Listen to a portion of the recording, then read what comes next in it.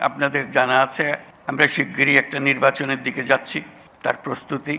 এই নির্বাচনের মাধ্যমে আমরা নতুন বাংলাদেশের পথে যাত্রা করব, সেটাই আমাদের স্বপ্ন।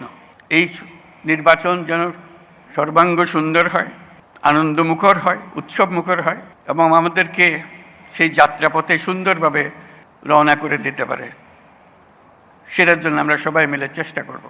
আজকের এই বিশেষ দিনে আমি সশ্রদ্ধ চিত্তে স্মরণ করছি মহান মুক্তিযুদ্ধের সকল শহীদ, যুদ্ধাহত এবং অন্যান্য সকল বীর মুক্তিযোদ্ধাদের, যাদের আত্মত্যাগের বিনিময়ে অর্জিত হয়েছে আমাদের স্বাধীনতা। একই সাথে আমি শ্রদ্ধা জানাচ্ছি 2024 সালের জুলাই আগস্ট মাসে ছাত্র জনতার অভ্যুত্থানের সকল শহীদ, আহত এবং অংশগ্রহণকারী সর্বস্তরের মানুষের প্রতি, যাদের দুঃসাহসিক আত্মত্যাগ আমাদের দেশ পুনর্গঠনের একটি নতুন সুযোগ সৃষ্টি করে দিয়েছে। বাংলাদেশ সশস্ত্র বাহিনীর জন্ম 1971 সালে রণক্ষেত্রে।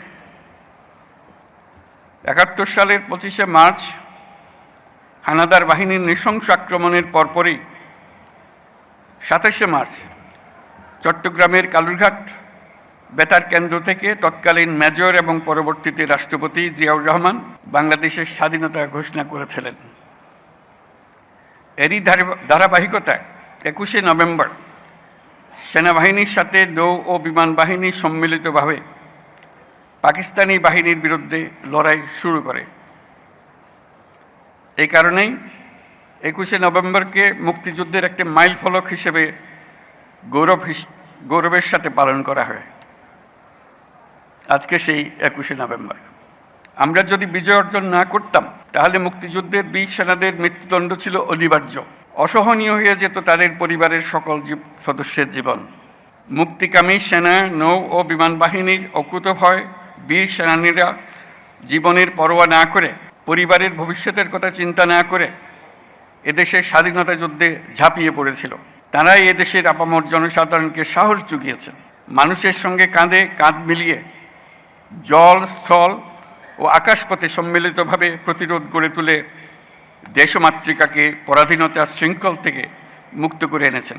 মুক্তিযুদ্ধকে বেগবান এবং সুসংগঠিত করার লক্ষ্যে তখন বাংলাদেশ ফোর্সেস গঠন করা হয়েছিল, যার অধীনে 11টি সেক্টরে বিভিন্ন দেশের বিভিন্ন অংশ থেকে আসা মুক্তিযোদ্ধাদের সামরিক প্রশিক্ষণের পাশাপাশি গেরিলা প্রশিক্ষণ দেওয়া হয়।